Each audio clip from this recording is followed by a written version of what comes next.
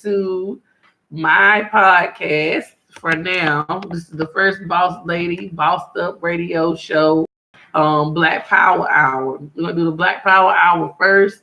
Then it's an introduction, and then we're going to do Sister to Sister podcast, which I have my special guest that's coming on, and she's going to give us a insight on relationships and just different things. We're gonna have fun, girl talk, um, just this generational thing we got going on with these men and dating and what's new and what's old and us being in our 40s.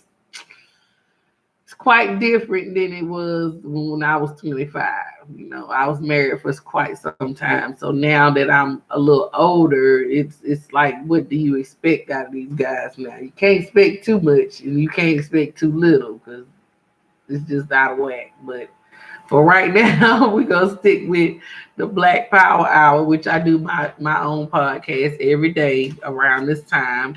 And we're always on reparations right now. The whole world is talking about reparations and what we need as Black people in America to get financially stable, physically stable, mentally stable, emotionally stable in 2019. Over 100 something years after slavery, over 150 something years after slavery was over, we still bear the effects of being captured prisoners of war. Let me stop saying slaves, because that's one word we need to stop using if we're going to say that we deserve reparations, because the chains are no longer visible but invisible. And that's what we have, the mental problems that we have as Black people, is we're still dealing with mental chains and things that are around our minds right now, instead of dealing with reality. Because after so long, I mean, can you even imagine as a child, do you even remember the day you went to school and they said, we're going to tell y'all about Black history? And oh boy, the first thing out their mouth was, well, you was a slave. Your ancestors were slaves. They were captured. Some of your own people sold you and brought you over here, and they turned you into slaves, and they put you in chains, and they whipped you, and they beat you, and they made you pick cotton. And I can remember the day that I actually learned about slavery, how it actually made me feel as a child. It changed me. It changed me from who I thought I was into someone I supposed to be, because you're teaching me about something I had no knowledge of prior to you telling me about it in school.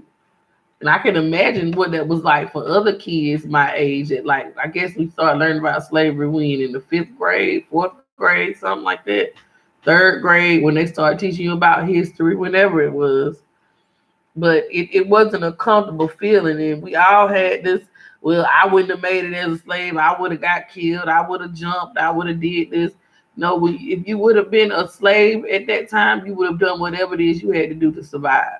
You would have listened to your mother. You would have listened to your whoever was older than you. You would have followed their instructions to the T, because you wanted to live. You wanted your life. Okay. But we all had this hang up about what we would be doing if we were slaves back in the day. You remember the conversations. Y'all know y'all remember the conversations we used to have in class. Some of my class members are still on my Facebook page right now, and they looking, and we talking about this. But reparations is really big right now. So I'm going to I can take somebody on as a guest. You just have to give me a minute to set everything up. But I can take you on a guest if you want to come on and watch. So I'm gonna be looking down a little bit, but I can see your comments and everything when they pop up. Okay. So, but definitely this is the Black Power Hour coming at you. I'm still gonna do my Black Power Hour, 30 minutes or less, and just give y'all a heads up on what's going on with the reparations hearings and meetings we have here in Washington, D.C. I'm going to give you the update on, what we're doing with the new Black Panther Party. I'm still going to have my guest come on, some of the people that some of the clients that we're taking on with the new Black Panther Party, as well as some of my personal friends and guests that have things going on, book signings. If you have a book, if you have a commentary, a blog, bloggers, whoever, whatever it is that's pertaining to the best interest of Black people, I want you on my show. I want you to come on the show. I want you to be yourself. I want you to teach us something that we don't know and some things that we need to learn about because it's so much you're never too old to stop learning things. You're never too old to get to the point where you can say I know all I need to know and I don't need to know anything else. When you get to that point in life, you're dormant and you letting grass grow under your feet, and you should never ever let grass grow under your feet, baby. You need to keep moving, stay positive, stay grounded, and know that the Most High has a purpose for your life, and you need to just keep seeking it. Maybe you need to move or relocate. People was like, you just all over the place, but I was looking for myself. I wasn't looking for nobody in particular to fix me or guide me or anything. I was trying to find somewhere where I was comfortable and it was being who I am and where I am. And right now, for the first time in my life, I can truly say that I'm comfortable.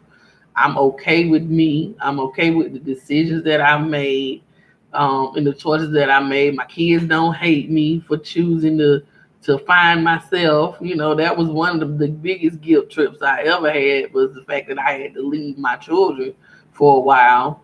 Not that I just abandoned them or whatever. They with their dad, but just the fact that I had to go away and grow up and grow into the person that I have become. And I thank God that they don't hate me for doing that. And they are perfectly normal children, and they love their mother and they respect me, and that's all that matters. At the end of the day, and they respect their dads as well, and I respect them as well as parents. So, we all are at different stages of our lives, and there are different things that come up in life that you have to address. It's not going to always be peaches and cream. It's not going to always be easy for us, and a lot of things that has happened to us not of our own faults even. There goes in question the time of reparations and why it's so needed right now in the Black community, because we are failing horribly. We have generations of children who are miseducated and uneducated and unmotivated to do anything other than think that, oh, I can't be this because I have ADHD, or I can't do this because I'm dyslexic, or I can't do this because I don't have anything. I don't know who my mother was. I don't know who my father was. I don't have nothing, you know? And that's not true. A lot of the things that our ancestors had for us were taken from them and stolen for them. A lot of the generational wealth that we have rights to was taken away from them. They were murdered and killed and maimed and hung in trees just because they had property or they were landowners and farmers. Mostly everybody back during them days were farmers. You can go to ancestry.com and look up the Census Bureau. In the Census Bureau, for whatever year, you can start at 1852, I believe. I can't remember the exact date, how far back the census started, but I went back to what I think the farthest I went back was like 1892 or something. It's one of those days I went far back and I found all my family, all my ancestors on my mother's side, my mother's side, the whole tree from her great grandmother all the way down to from Bill and Mac Moody to Arab Moody and Willie Gage, and from Willie Gage to Ardmore and Elizabeth and Jack Lanchin, and from Jack Lanchin to all on it. And it sounds like it don't mean a whole lot, but when you need to know where you come from, like why do I have a gap? Okay, all the women in my family have a gap. So I had to accept that. Why do my cheeks look like this? Why do I look half Indian and half black or something like that. Like where are my African features besides my big nose? Who do I look like? Who do I talk like? Who do I walk like? Those things are important to kids. Some children, it's important it was important for me to be around and to know people to know where I came from and where I got my traits from, and to be okay with it and to actually grow into who I am supposed to become. I was real self conscious about my teeth when I was growing up. It's all you got a gap. But then I had to think about it. I was like, my mama got a gap, my aunts got gaps, all the girls in the family got gaps. So why am I letting this affect me? And we all are beautiful women inside and out. That doesn't change me just because God gave me a split in my teeth. You understand what I'm saying? Somebody talk black to me, you know? But on the real, family is important. Reparations is important. It's important for our future generations. It's important for us now in our 40s and 50s and 60s. All of this is important. Everybody may not be qualified to do it. Everybody may not feel like we have a right to even obtain reparations. That's another argument that we had to face on Capitol Hill last week when we had the young man come in. I don't even remember his name, but he felt like nobody was alive that was responsible for slavery, and we don't have a right to get reparations and everything like that. But that's bullshit, because we are still suffering. We still suffer from post-traumatic stress, slave disorder. We still suffering from cognitive dissonance, where we trying to make something that was terrible that happened in our history be all right. It is not all right. You need to make amends for what you did to us. You need to make amends for the things that have been, the atrocities that have been done to us, the bodies. When you go to these monuments and memorials and things like that, and you see how many people lost their lives, how many people lost businesses, how many people lost um, just everything. It's just heartbreaking. It's heartbreaking. If you ever go to Tulsa, Oklahoma, and you see that memorial and you look at all those businesses, they burned down 36 blocks, y'all. You know how big 36 blocks of black-owned businesses would look right now? That would be big like New York City in Tulsa, Oklahoma. 36 blocks of black-owned businesses, movie theaters, um, churches, 23 churches burned down. Come on now. And it was all on the pretense of a lie. A lie. A little boy bumped into a woman getting off of a damn elevator. That sparked a riot that ended up burning down the whole city just because the white people was jealous. They wasn't living as good as we was living after slavery. Come on, talk black to me. Learn your history. Get in these books. Learn something about yourself that you didn't know before. Learn how to love yourself. Learn how to love being black. Love your features. Love your culture. It's not a lot of black pride. That's why our kids are suffering. They don't see it enough. They don't hear it enough. They see one or two people, a basketball player, a football player. We got a couple token Negroes out here that's doing their things, but the majority of them are living and suffering in poverty. Majority of them don't have the resources that you may have had the resources to. I live in Southeast Washington, D.C., the poor district in Ward 8, okay? I'm like a regentrifier, because number one, I was born here, but I moved away and came back to where I was born. And the neighborhoods that I was born in, I was born in Southeast, okay? And it don't look nothing like it did when I was 41 years ago. It look lily white right about now. They're getting ready to start building new condominiums and townhouses, and don't none of it look like it's gonna be affordable for black people. Okay, talk black to me. The shelters are running over with people. They putting them out. There's nowhere for black people to live in DC anymore. That's affordable. There's no such thing as affordable housing here anymore. Okay. Now, if we were to get reparations, it would make it an even playing field where you could afford to live where you're at. You could afford to be here. Some people can't even afford the affordable stuff, you know? So we need these advocates. We need to stay on the forefront. We need to stay fighting for reparations and fighting for our people. We need to be on the front lines on Monday, July the 1st, 2019. And this says for it's National Reparations Day, Monday, July the 1st, 2019. For over 400 years, Black people in America, Afro descendants, have suffered under the worst Holocaust and enslavement known to mankind.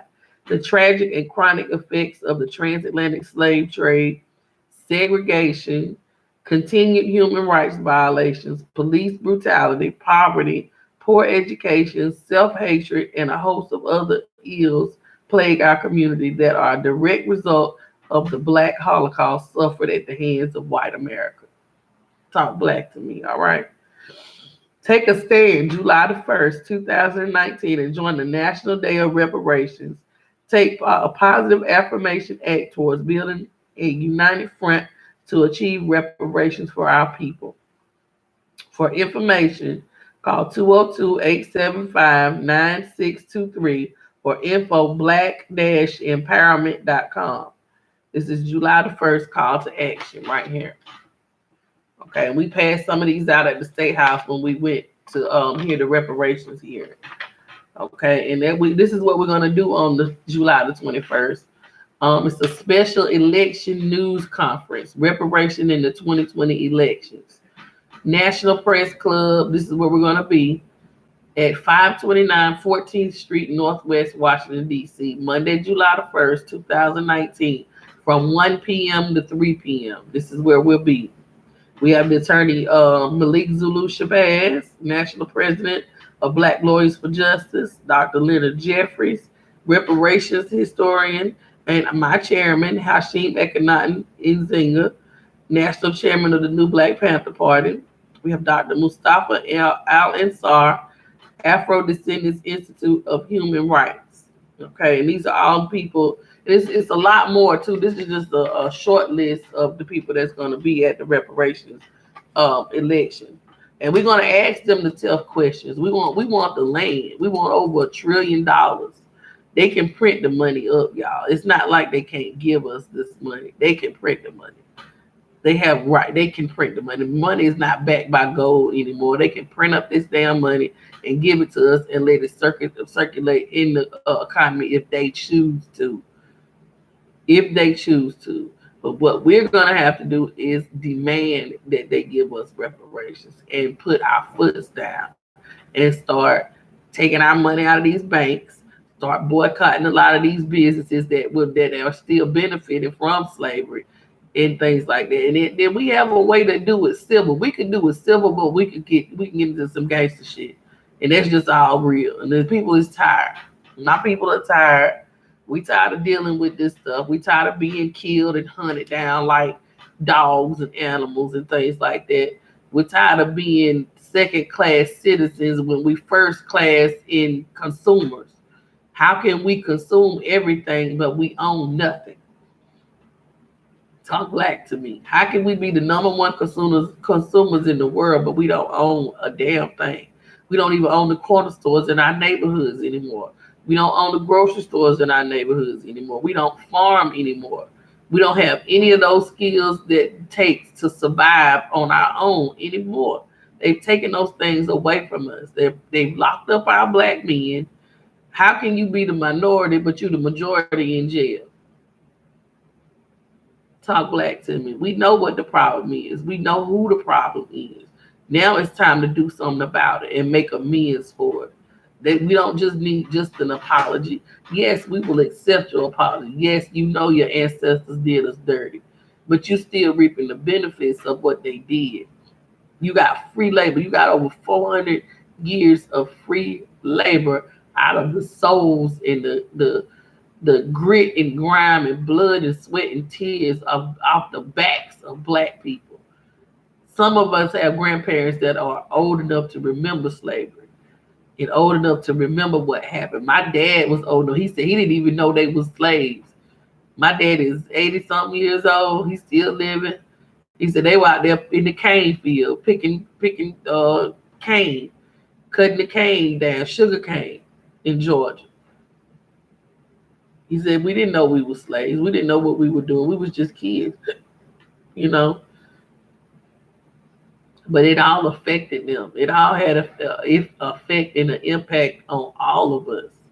The day you learned that you came to this country and in chains, that stuck in your mind. It's still impressing in your mind. I don't care what you say. You can shake it off if you want to. All of us couldn't do it. It needs to be something. It's some kind of mental health screening for all Black people. We all need to address that. We all have mental health issues as a result of being not slaves, but captured and prisoners of war, because we're still prisoners. We still don't speak our own home language. We still don't know where we came from. We're still strangers in this land. I have friends that have went to Africa, and then when they go to Africa and they come back different, because they was like, I didn't feel like I was a stranger. I felt like I was at home. I felt like that's where I belong. And they come back and they never want to leave Africa, and they never want to come back to the United States and have to deal with the racism and the destruction and just the discrimination that you have to go through in this country. It's a proverb that says, "No Black man is a stranger in Africa. This is your home. This your motherland." That's why I wear my motherland on one side and my Black Power fist on the other side. Okay, because I'm gonna be fighting the power. I'm gonna continue to fight on the forefront. I'm gonna continue to be out here. You either fight with me or get out my way. That's all it is, and that's Black Power. Okay, it ain't Black Power if you don't use it, Black people. You have got to use your Black Power. You have got to use your voice. You have got to let people know that you are doing what it is that the Most High has set before you to do. Where you are is where you are supposed to be. Stop doubting where you are in life. You might not be where you want to be, but thank God you ain't where you was. Okay? Black Power. What's up, Daquan? If anybody want to come on right quick, like I said, about 1 o'clock, we're going to start Sister to Sister. Sister to Sister, which is not going to be just about Black Power. It's not going to be about Black Power at all. It's going to be about, just relationships, everyday things going on in the community. We just going to pick it up a notch. I have a special guest with me. She's going to be my co-host from now on. And it's time for us to bring media like this. It's time for our children to see Black women in a positive role, in a positive aspect of life. We can sit around and gossip and tell each other business and stuff like that, but we need to be empowering each other as well with this information. It's a lot of things that are going on right now today where we need to just hear a word. We just need to be comforted. We need to be leveling up. Okay, and that's one thing that we worked on about Sister to Sister. I'm just dropping, shameless plug right now. It's the next level, never settle, secure the bag kind of vibe, Sister to Sister. That's what we're gonna be about. We're gonna be about leveling up, never settling for anything, for any reason, just because you're lonely, just because you ain't had a man in 5 or 6 years, that don't mean you need to settle. You know, secure the bag. We're gonna talk about some financial things where we can make some money together, some ideas we can share with each other, just positively and vibes and just chemistry and vibing with each other. I'm all about vibrations. I mean, I know I can feel your vibrations before you even open your mouth, because I've learned how to be by myself so long. I can feel your energy when you approach me. And if it's the type of energy that I want to invite into my space, I'll allow you into my space. But if it's not the type of energy that I want around me, then you can stay away, and I'll greet you with a hello and a goodbye, and that's it. Because a lot of times we let people into our space that don't deserve our space, and that's one thing we're gonna definitely talk about on Sister to Sister, is people that come into your life and you're not sure They say one thing and then they mean another, but they show you something else. If I was a dirty broad, I open up my inbox and show you a whole lot of shit that be going on around me. But I'm not gonna do that. That's not nobody business but mine. But in other words, though, it's people out here that say they want one thing, but they mean something totally different. And then they'll tell you the same thing that they telling some other chick. You know, so you gotta just stay on your p's and q's. This is the Black Power Hour. We still talking Black Power. What's up, Daquan? So we'll keep it 100 and gangster on the Black Power Hour. Reparations is the cause. Still fighting for Miss Pamela Smith as well in her case out in Oklahoma City, in Oklahoma, Tulsa, Oklahoma. Um, but guys, we have got to unite. We have got to get united. And this is the one thing that these people fear, is the day that we all come together and we agree that it is time for us to unite. We have got to set aside all those things that separate us. It ain't a light skin, dark skin thing. It ain't a north versus south thing. It's a black thing. Period. That's all we need to be about at this hour, and this day, and this time. Speaking on reparations, let's agree to disagree on some things, but let's agree one is once and for all that we need our own nation. We need our own nation. We need our own political parties. We need our own land. We need our own resources. We need to be able to take care of our elders and our people a lot better than they have been taken care of right now. It's so hard to walk over, for me, to walk over top of a homeless black man laying on the street with no blanket, no shoes, no clothes. It's so hard for me to even leave my house some days because I'll be done brought somebody home, and gave them a bath, gave them somewhere to sleep and all kind of stuff like that. But you have to be able to say, no, you can't do that with everybody. You can't trust everybody's energy. You don't know what their intentions are. You don't know what they did to even get out there in the world. But that's just the type of heart that I have for my people. I love my people. I love black people. I love being black. I love being a black woman. I love being not an African American, but a captured African in America. That's what I am. All right. So we're going to continue on with Sister to Sister about 1 o'clock. Give me a little chance to straighten up and get my scenery right and get the table right and everything like that. And then we will holler back at you, but black at you. All right. The Black Power Hour will continue as well as Sister to Sister. So I will talk to you guys later. What's up? Good hair. I mean, you would pop up when I'm about ready to stop, wouldn't you? He said, Black Power. I think we are more united in our goal of equality and equity than we know because of the lack of communication. That's true.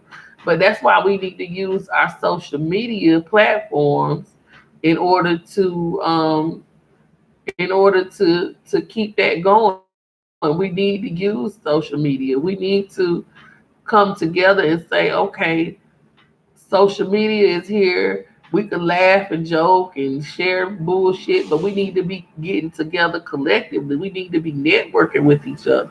We need to be building. Like my reach don't stop in Washington D.C. My reach don't stop in South Carolina. My reach goes all the way across the pond when it comes down to reparations. It comes down to meeting other people all the way to the United Kingdom, all the way to Africa in some places. So we can unite globally, but we have to get on the same vibrations. And we got to be on about the same mindset. And we got to say, okay, they're doing the same thing we're doing. And it's not a competition.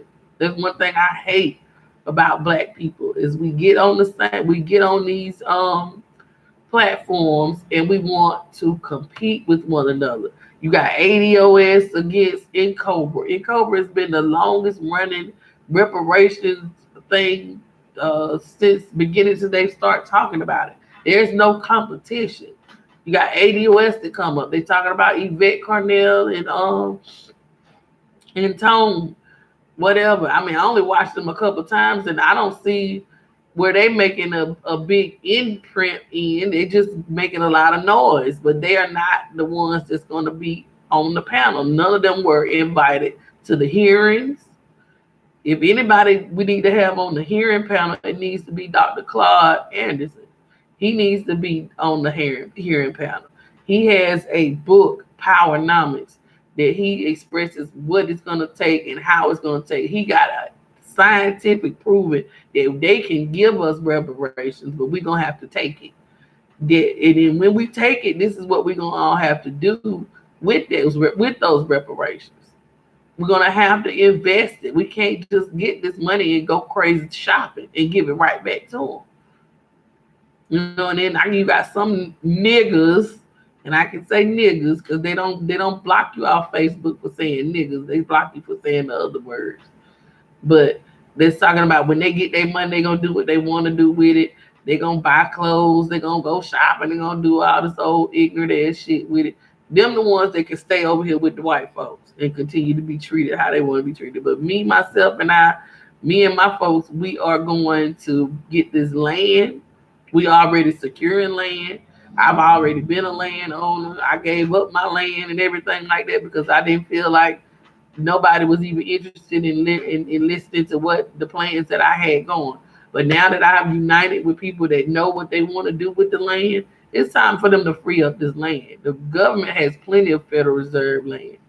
It's land for days. If you ever took a trip across country, you know that it is land everywhere. It's plenty of land out there for them to give up to us and leave us the hell alone. That's all I want to do. I'm a separatist. I don't hate white people. I just don't want to be around them because every time we come around them, one of us lose our lives. Every time we around them, we misunderstood. We getting treated bad. We getting treated like we the enemy or something like that. Our black kids are targets and things like that. My brother he's a big 7 foot tall black man. He said, I absolutely fear being around white people. He said, because I'm so big, they are intimidated by me. And I don't know if they're going to accuse me of doing something or, anything like that. And that's a real fear for a black man to say, I don't even want to be around white people. I don't even want to be nowhere near them. I don't want to have nothing to do with them, period. Because every time you get close to them or you try to get around them, something happens. Something happened to the black person. The black person is always the first one to die in the horror movies, right or wrong. That's a universal thing right now. Yeah, Dr. Clark Anderson, yeah, that's right. Good heaven, But to each his own. I got like 20 minutes before my next show is gonna start. So I want to see you guys later. All right, it's Black Power. This is the Black Power Hour. I love you guys. Love all you comrades. We're gonna keep going. You'll be there. Okay, that's good. Well, come on. If y'all gonna come to DC on July the 1st.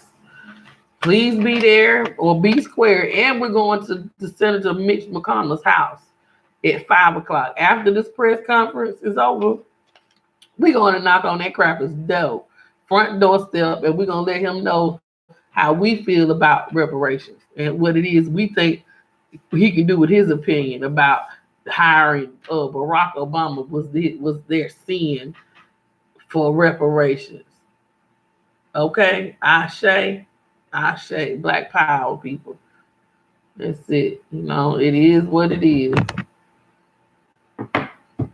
All right. We're going to do this thing the right way. Black Power. Okay. And this is the end over here. We're going to stop sharing and end the stream. And I'm going to play it back and see how this goes. This was the Black Power Hour. All right. Thank you very much for tuning in. And we will talk to you later. Black Power. Yeah.